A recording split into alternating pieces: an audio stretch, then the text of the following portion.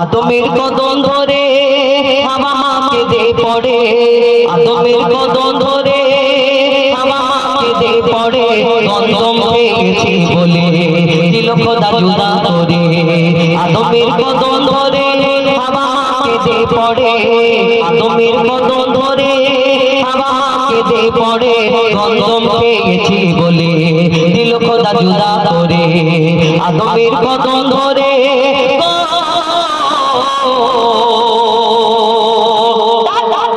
সেখানে কি বলা করে কবি ছন্দের মাধ্যমে আরো কি লিখছে দেখুন।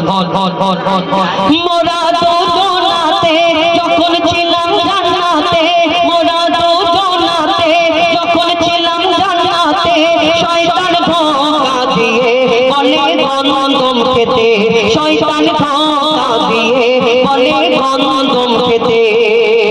শয়তানের ধোঁকায় পড়ে পেয়েছি ভুল করে, শয়তানের ধোঁকায় পড়ে পেয়েছি ভুল করে, গন্ধম খাবার পরে খোদার লানত পড়ে, গন্ধম খাবার পরে খোদার লানত পড়ে গো। জান্নাতি পোশাক কেড়ে দুনিয়ায় দিল ছেড়ে, ওই জান্নাতি পোশাক কেড়ে দুনিয়ায় দিল ছেড়ে, দুজনকে দুই কিনারে, দুজনকে দুই কিনারে আদমের কদম ধরে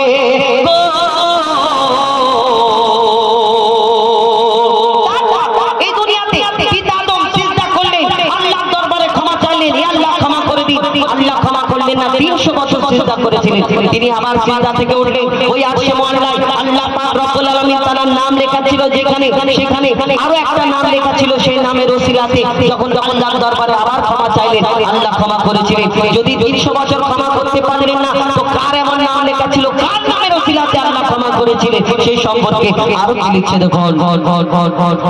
300 বছর ধরে কেঁদেছি কত করে, 300 বছর ধরে কেঁদেছি কত করে, কত চেয়েছি দোয়া ওরা সিজদায় পড়ে, কত চেয়েছি দোয়া ওরা সিজদায় পড়ে।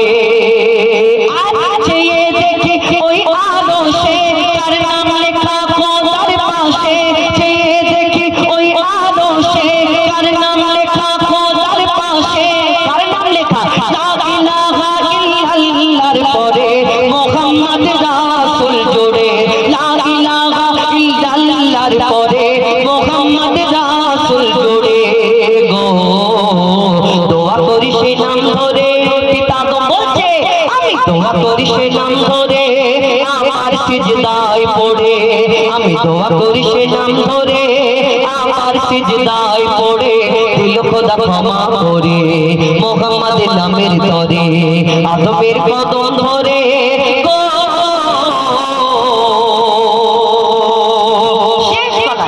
এই দুনিয়াতে যে কোনো ধর্মের মানুষ হোক না কেন, হিন্দু, ইহুদি, বৌদ্ধ, খ্রিস্টান, মুসলমান, শিখ, ইসাই, যে কোনো ধর্মের মানুষ হোক না কেন, আমাদের প্রত্যেক ধর্মের প্রত্যেক মানুষের একটা জন্মদাতা বাপ মা আছে। বাপ মা জন্ম না দিলে আমরা কোথা থেকে আসবো? উড়ে উড়ে তো আসবে না এই দুনিয়াতে। একটা জন্মদাতা বাপ মা আছে এই দুনিয়াতে।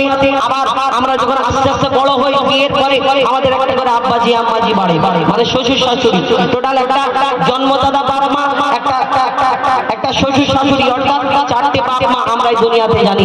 কিন্তু আমরা যারা মুসলমান, আমরা মনেতে আরো একটা বাপ মাকে একিন করি এই দুনিয়াতে। কাকে বলেন তো? পিতা আদমকে পিতা বলি আর মা হাওয়াকে মা বলি। কিন্তু কেন তাদের পিতা মাতা বলি?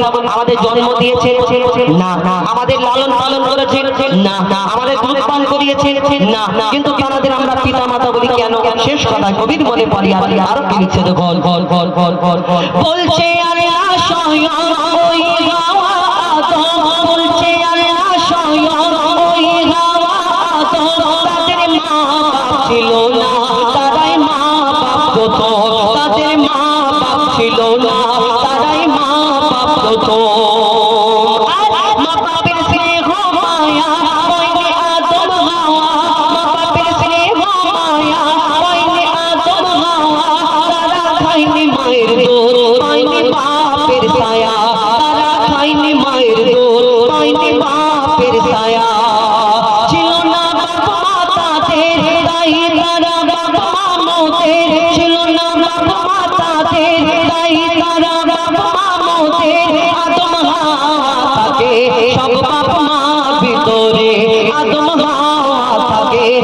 বাপ মার ভিতরে গো তানবীর কালাম ওরে তোর মা বাপের কদম ধরে অধম হো যায় পারে তোর মা বাপের কদম ধরে চুমে দে তাজিম করে এই সুযোগ দিও না ছেড়ে আদমের কদম ধরে হাওয়া মাকে দে পড়ে আদমের কদম ধরে হাওয়া মাকে দে পড়ে গন্ধম খেয়েছি বলে দিল খোদা জুদা করে আদমের কদম ধরে গো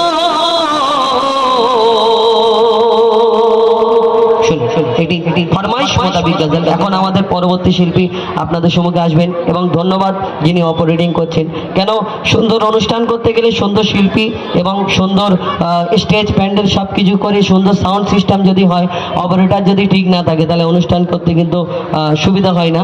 একটা অপারেটর যদি সহযোগিতা করে অনুষ্ঠান ভালো হওয়ার সম্ভাবনা থাকে। অনেক অনেক ধন্যবাদ আমাদের তরফ থেকে আমার দাদা যিনি অপারেটিং করছেন। এখন পরবর্তী শিল্পী আমাদের নাসির ভাই, তার কণ্ঠ থেকে শুনুন। কেন এখানে শিল্পী অনেকজন, আর আমরা প্রত্যেক শিল্পীর এক একটা কি থাকে, একটা 100টা যদি লোক থাকে, কারো 10 জনকে আমার ভালো লাগে, 10 জনকে কালামকে ভালো লাগে, 10 জনের আমাদের আজহারউদ্দিনকে ভালো লাগে, 10 জনের নাসির ভাইকে ভালো লাগে।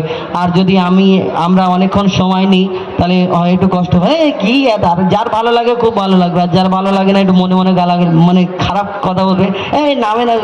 তো আমি অনুরোধ করবো সকলে আমরা মিলেমিশে আপনাদের সম্মুখে পরিবেশন করে শোনানোর চেষ্টা করবো। এখন আমাদের নাসির ভাই তার কিছু মূল্যবান গজল পরিবেশন করে শোনাবেন, তারপরে আমাদের কারিমও বাকি আছে, তারপরে আবার আবুল কালাম, আজহারউদ্দিন সকলে ইনশাল্লাহ আপনারা যেমন চাইবেন ডুয়েট কণ্ঠে, সিঙ্গেল কণ্ঠে আপনারা যেমন বলবেন পরিবেশন করে শোনানোর চেষ্টা করবেন ইনশাল্লাহ।